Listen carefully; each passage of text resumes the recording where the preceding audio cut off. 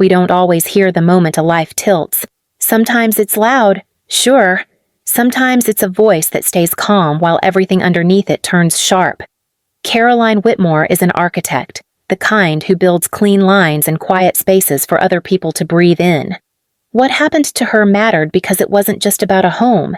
It was about watching her own family decide, out loud, that her work belonged to them. This is where she starts. I used to think the safest place to host my family was in a room I designed. That sounds naive now, but it's true. My house in Montecito wasn't flashy. No mirrored drama, no glass box showpiece. It was warm wood, pale stone, big windows that made the ocean feel close without turning it into a performance. I spent 7 years bringing it to life. Every permit, every late-night revision, every contractor call that started with, "We found another problem." When people asked what it cost, I didn't give them the number. It wasn't a flex, but yes, it was worth around $7.1 million, and every inch of it felt earned. That night, the place was full. Not just family, my father's friends, a few donors from some board he liked to name drop, one investor-type guy who kept talking about legacy. It was the kind of gathering where everyone smiled with their whole mouth, but not always their eyes. My mother drifted through the room in a dress that looked effortless and probably wasn't. She kept fixing little things. A napkin folded wrong. A candle shifted half an inch. She touched my arm as she passed. "Try to enjoy it," she murmured, like enjoyment was a decision I could make and enforce. My brother Thomas showed up late, already irritated at the world. He had that look he'd perfected over the years, not shame, not confidence, something in between, like he deserved softness without having to offer much back. "Nice place," he offered, glancing around like he was evaluating a hotel. "Thanks," I gave him, and kept my face neutral. Dad arrived last. Of course. James Whitmore didn't enter rooms. He collected them. He moved through my hallway like it belonged to his last name more than it belonged to me. He hugged people he barely knew, laughed too loud, told a story about our family like I wasn't standing right there. At some point, he found at the center of the room, without trying, a spoon against a glass, a few quick clinks. The music lowered, conversations softened into attention. Dad lifted his champagne like a signal. "Family," he began, voice warm, practiced. "We've always taken care of our own, especially when one of us hits a rough patch." Thomas straightened a little, like he'd been waiting for his cue. Dad's hand settled on his shoulder, a casual grip that wasn't casual at all. "And Caroline," he continued, turning toward me with a smile that looked like pride to anyone who didn't know him, "is going to do what she does best. She's going to step up." People nodded, a few smiles. My mother's eyes flicked to me, then away. Dad raised his glass higher. "She's agreed to let her brother take over this house for a while," he announced, "so he can get back on his feet." A beat of silence, then applause, scattered but real. Thomas finally looked at me, and for a second I saw it clearly. He didn't want to ask.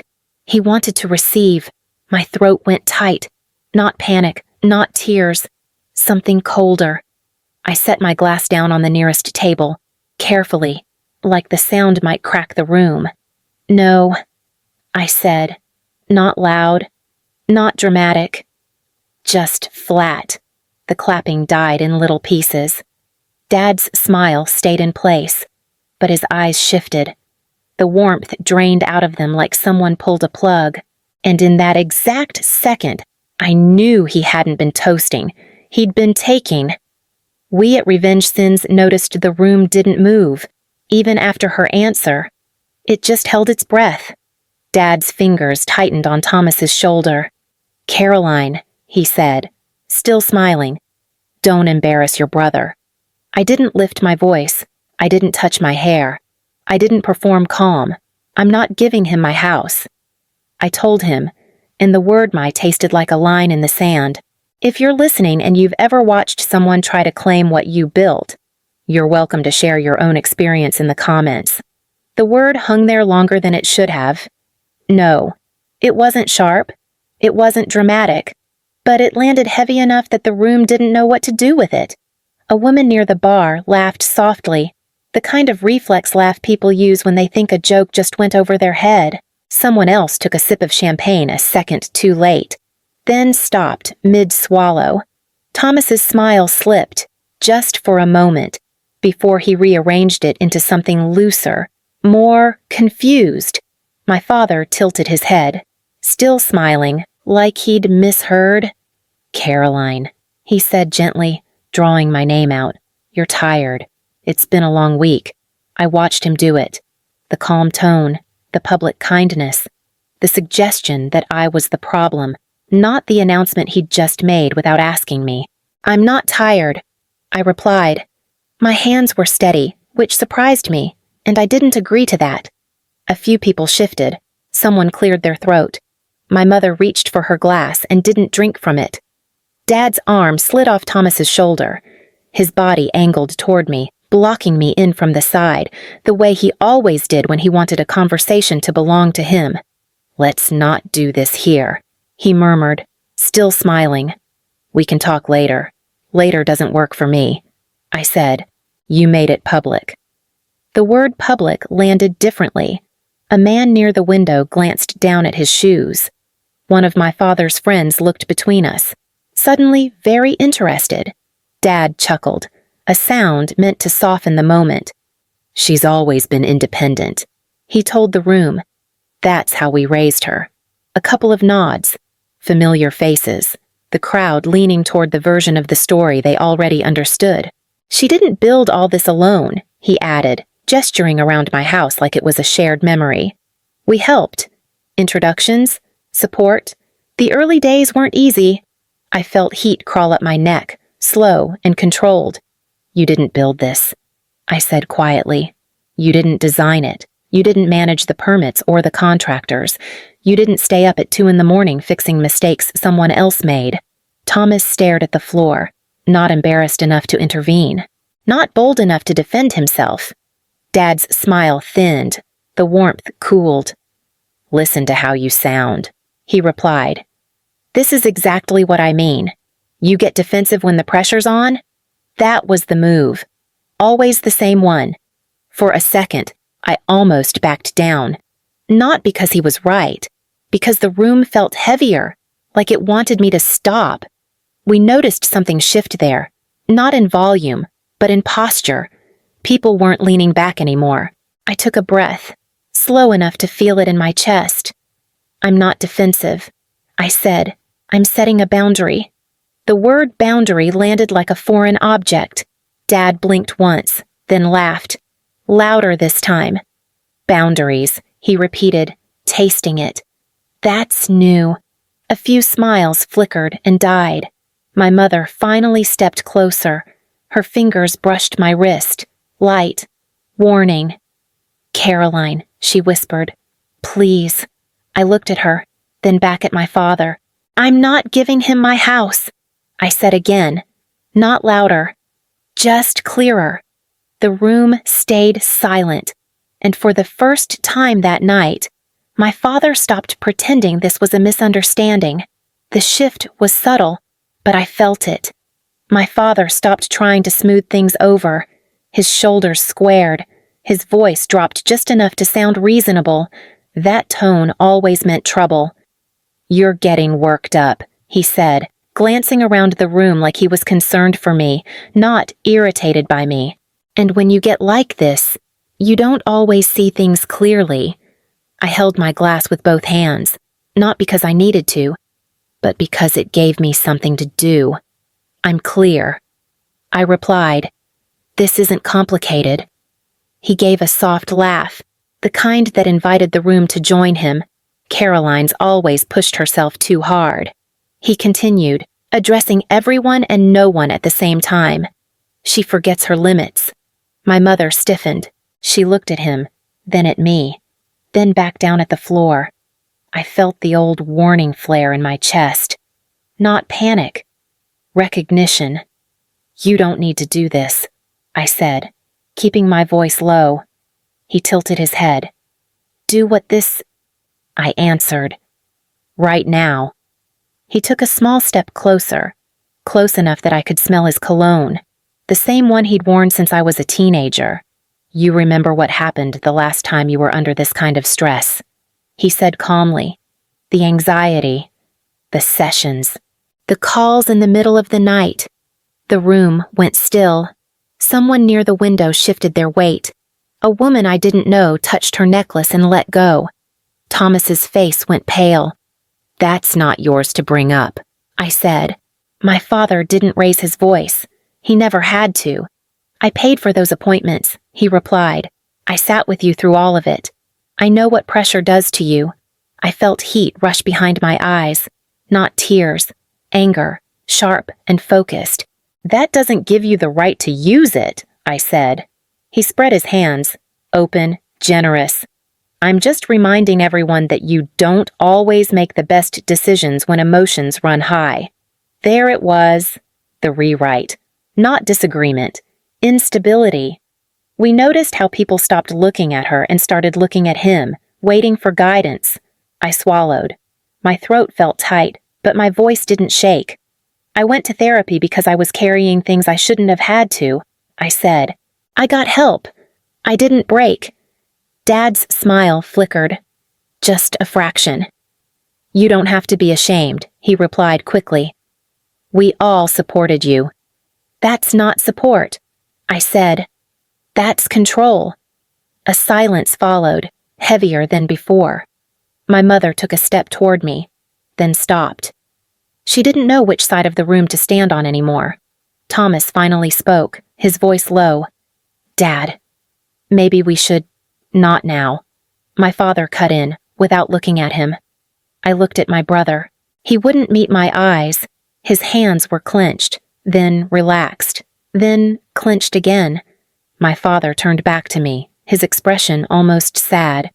"You see," he said, gently. "This is what I'm talking about. You spiral when things don't go your way." Something in me settled then. Not rage, not fear, a quiet click. This wasn't about the house. It hadn't been for a while. "You don't get to define me," I said. "Not here. Not ever." He stared at me for a long second. The room waited. And in that pause, I realized he wasn't trying to convince me anymore. He was trying to convince them. My father didn't raise his voice. He didn't need to. He leaned in just enough that only I could hear him, though his body stayed open to the room. "You're making this harder than it needs to be," he said softly. "We can still handle it quietly." "Handle what?" I asked. "You deciding my life for me?" He exhaled through his nose, like he was disappointed, not angry. "You know the house isn't as simple as you like to think," he continued. "The land sits in the family trust. That gives me discretion when something affects the family." The word discretion landed heavier than any insult so far. "I live here," I said. "I built this place." "And you still do," he replied. "For now." I stared at him. The room felt farther away, like the sound had shifted just slightly out of sync. "You're not listening," he went on. "I'm not talking about taking anything. I'm talking about restrictions, reviews, delays. Months of lawyers asking questions you don't want to answer." My fingers curled into my palm. I remembered the closing table, the stacks of paper, the way I'd signed where they pointed because I was exhausted and trusted the man across from me. "You told me it was standard," I said. "You said the trust was there to protect me." "And it is," he replied easily. "From impulsive decisions." There was a pause. Someone laughed too loudly at a joke that wasn't funny. My mother pressed her lips together, her face pale. "You're threatening me," I said. He shook his head, slow and calm. "I'm explaining consequences." We noticed how the room didn't react right away. People sensed something important had shifted, even if they didn't know what it was. I looked at Thomas. He was watching us now, really watching. His mouth opened like he might say something, then closed again. He let it happen. "So this is leverage," I said. My father's expression softened, almost affectionate. "This is responsibility." He replied, "You don't want a public dispute. Neither do I. Let your brother stay. We avoid all of this." I felt a strange clarity settle in. Not peace. Focus. "You're willing to tie my life up in legal knots to get what you want," I said. "That's what you're saying." He didn't answer right away. He didn't have to. "Think about it." He finally said, "You don't need to decide tonight." "I already did," I replied. He smiled, small and tight. "No," he said. "You think you did?" Something inside me went still. Not because he was right, because I understood the game. This wasn't a conversation anymore. It was a warning. And I knew, standing there in my own house, that staying meant agreeing to play by rules he controlled. I stepped out onto the side patio without announcing it.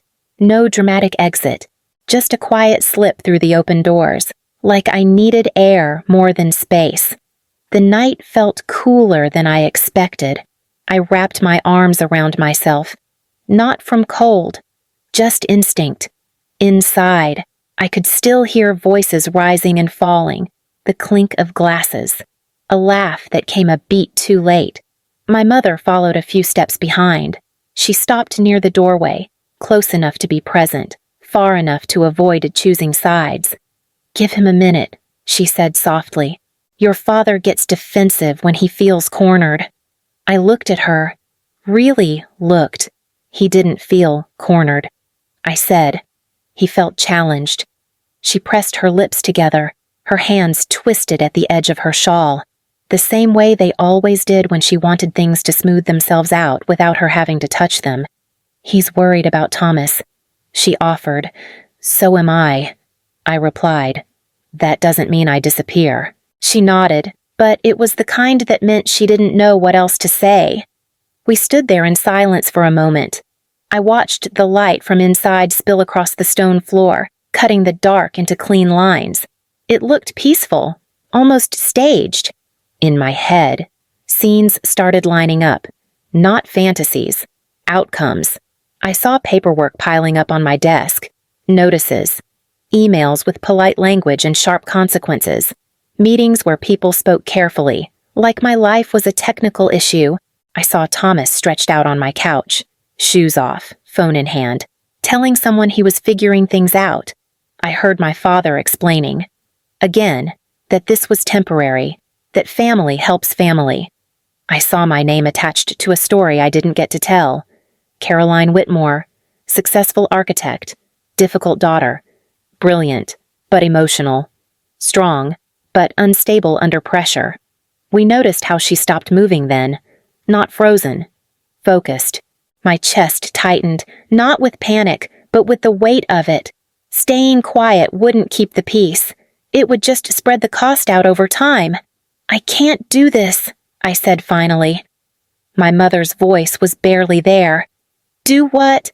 Let him decide my future because it's easier for everyone else." She reached for my arm, then hesitated. Her hand hovered, unsure. "You don't have to decide everything tonight," she said. "I do," I answered, "because he already has." I took my phone out of my clutch and turned it over in my hand. The screen stayed dark. The number was there. It had been there for months. I'd saved it the day my grandfather slid a card across the table and told me to keep it somewhere safe. I hadn't called because calling meant admitting this wasn't going to fix itself. Inside, the laughter swelled again, louder now, like the room was trying to recover without me. I stepped farther away from the door. Silence, I realized, wasn't neutral. It was permission, and I was done giving it. I walked farther down the path, away from the doors, until the sound from inside thinned into something distant and harmless. My heels clicked against the stone once. Then I slipped them off and carried them in my hand. The ground felt cool through the soles of my feet, real, steady. My phone lit up as soon as I touched it. No missed calls, no messages. Just the quiet glow of a screen waiting for me to decide. I scrolled once, then again, stopped on the name I'd saved and pretended I'd forget. Andrew Collins. My grandfather had slid me his card over lunch months ago. No ceremony. Just paper against wood. Keep this, he'd said. You might not need it, but if you do, don't hesitate. At the time, I'd smiled and tucked it into my bag, convinced it was one of his precautions. He had a lot of those. Now my thumb hovered over the name. It felt heavier than it should have. I hit call. It rang twice. Andrew Collins. A calm voice answered. No rush. No surprise. It's Caroline Whitmore, I said. My voice sounded steadier than I felt. I'm sorry to call so late. It's fine, he replied. I had a feeling you might. That landed in my chest. Not comfort. Recognition. He's doing it, I said. In front of people. Using the trust. Using everything. There was a brief pause. Not hesitation. More like sorting. Is he threatening to restrict your occupancy? Andrew asked, like he was confirming a weather report. Yes. And implying extended legal review. Yes. Another pause. I could hear paper shifting on his end. If I step in tonight, he said, it won't be subtle. There won't be a quiet fix. Your father will see it as an attack. I know. And once I'm there, I can't undo it. This becomes formal. I leaned against the low wall by the garden, staring at the lights inside my house. Everyone moving on without me. I'm not asking you to fix my family, I said. I'm asking you to stop him from controlling me. We noticed how she didn't rush that sentence. She let it land, even in the quiet. Andrew exhaled softly. Then, here's what I can do. I can request a temporary injunction focused on the property. Narrow, targeted. It buys you space. How much space? Enough to breathe. I closed my eyes. For a second, I saw my father's face when he realized he couldn't pull the strings anymore. Not angry. Exposed. Come, I said. I'll bring him to you. I'll need about 20 minutes. That's fine. And Caroline. He added, gentler now. He won't forgive this. I opened my eyes. I'm not doing this to be forgiven. The line went quiet. Then disconnected. I slipped the phone back into my clutch and stood there for another second, feeling my heart catch up with what I'd already decided. Inside, someone laughed again, the party still breathing. I turned toward the house. If this story feels familiar, you're not alone. You can share your own moment in the comments if you want. I stepped back inside, carrying something heavier than shoes this time, and lighter than fear. I re-entered the room like nothing had happened. No announcement, no apology, just a quiet return to my place near the edge of the crowd. My father was mid-story again, voice smooth, laughter landing where he wanted it to. When he saw me, his smile widened a fraction too much. There she is, he said, lifting his glass. All good now, I'm fine. I replied. Just needed air. He nodded, satisfied, and turned back to the room. Family moments can get emotional. A few people chuckled. Someone refilled his drink. The night tried to reset itself. The front door opened without drama. No raised voices. Just a pause in the music, a shift in attention.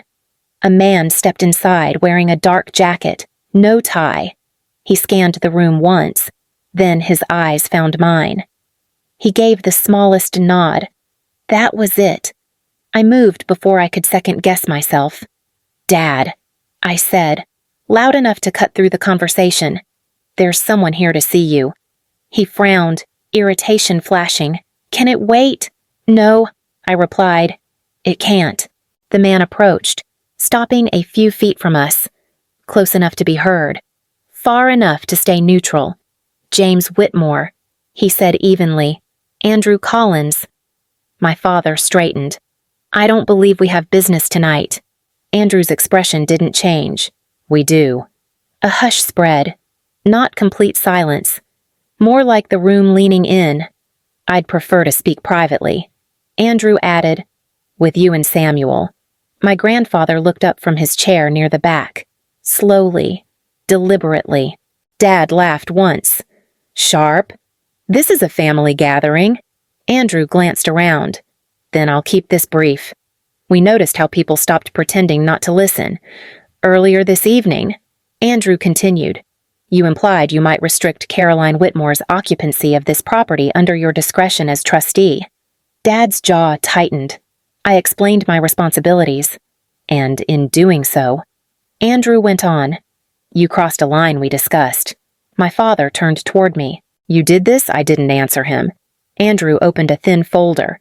Not thick, not theatrical. Over the past 18 months, he said, the Whitmore Family Trust has carried approximately $5.9 million in exposure tied to personal ventures under your control. A glass clinked as someone's hand shook. $2.1 million from a line of credit secured against property equity. $1.4 million redirected from maintenance reserves. $1.2 million in short-term bridge loans to entities you manage. The remainder rolled interest. Dad scoffed. Those were temporary reallocations. They were self-dealing. Andrew replied, and tonight, a court granted a narrow, temporary injunction. He slid one document forward. You are restricted from encumbering or altering occupancy of this property, effective immediately. The room breathed in as one. My father stared at the paper, then at my grandfather. You knew. Samuel's voice was quiet but firm. I suspected? Caroline brought me the numbers. Dad's face flushed. You'd side with her over me. This isn't sides. Samuel replied.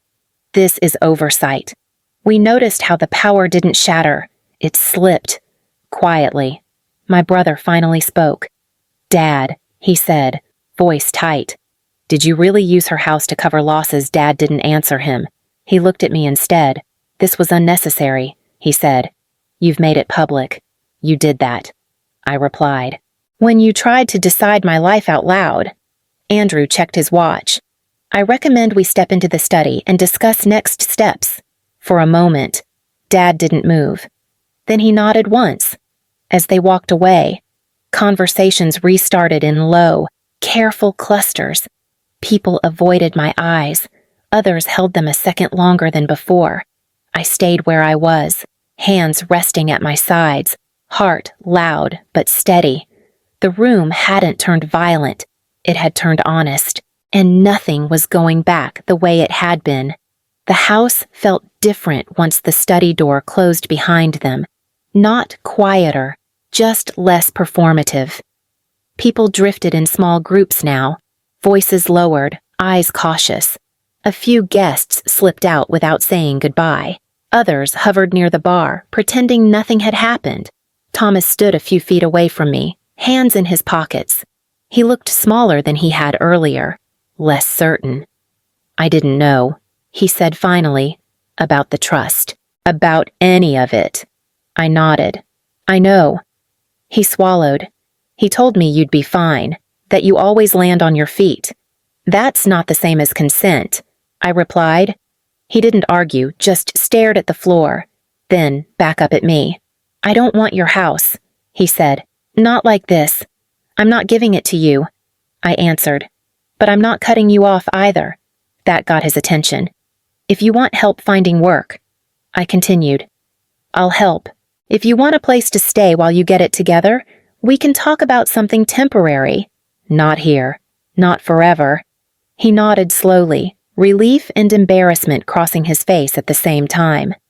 My mother approached, careful, like she was stepping onto thin ice. I should have stopped him, she said quietly. I didn't. And that's on me. I took that in, let it sit. I need more than apologies. I replied. I need you not to look away next time. She nodded. No excuses this time. We noticed how no one raised their voice here. The tension moved inward instead of outward. The study door opened. Andrew stepped out first. Composed. My grandfather followed, looking older than he had an hour ago. My father came last. Tie loosened. Expression unreadable. Andrew crossed the room toward me. He's agreed to the temporary restrictions, he said, We'll formalize everything in the morning. Thank you, I replied. My father stopped a few feet away. He studied me like I'd changed languages without warning. You didn't have to do it like this, he said. I did, I replied, because you wouldn't listen otherwise. He shook his head once. Sharp. You've drawn a line. Yes, I said, and I'm standing on my side of it. He turned away without another word. I watched him go, not relieved, just clear. For the first time that night, the house felt like mine again. The house settled slowly after that night, not all at once. More like it exhaled in stages. Weeks passed, then months. Lawyers came and went. Papers moved from one folder to another. The trust shifted into something monitored instead of managed. My father stopped calling it temporary and started calling it under review. He didn't come by anymore. When he did try once, he waited at the gate, straightening his jacket like he was walking into a meeting that mattered. I spoke to him later. Not here. Not without someone else in the room. Thomas took a job downtown. Entry level. Long hours. He complained about the commute once, then caught himself. We talked more honestly after that. Less about money, more about effort. My mother came by in the afternoons sometimes. We'd sit at the table and talk about nothing important. Weather, a recipe, a show she liked. It wasn't fixed, but it wasn't pretending anymore either. Most evenings, I stayed home alone. I cooked. I worked late. I let the quiet stretch without rushing to fill it. The house didn't feel like a prize. It felt like a place where I could hear myself think. One night, I stood in the hallway and caught my reflection in the glass. Same face, same life on paper, but something had shifted underneath. I realized I wasn't replaying conversations anymore. I wasn't drafting responses in my head. I wasn't bracing. Caroline Whitmore had spent years believing strength meant endurance, that if I could just hold more, smooth more, absorb more, things would stay intact. What I learned was simpler. Strength was choosing not to disappear. I didn't win anything. I didn't take revenge. I just stopped letting other people edit my life. If this story stirred something familiar, you're welcome to leave a quiet note below. Sometimes it helps to know you weren't the only one standing in that moment. We listened as she said it without raising her voice, without asking permission. The calm wasn't dramatic. It was earned,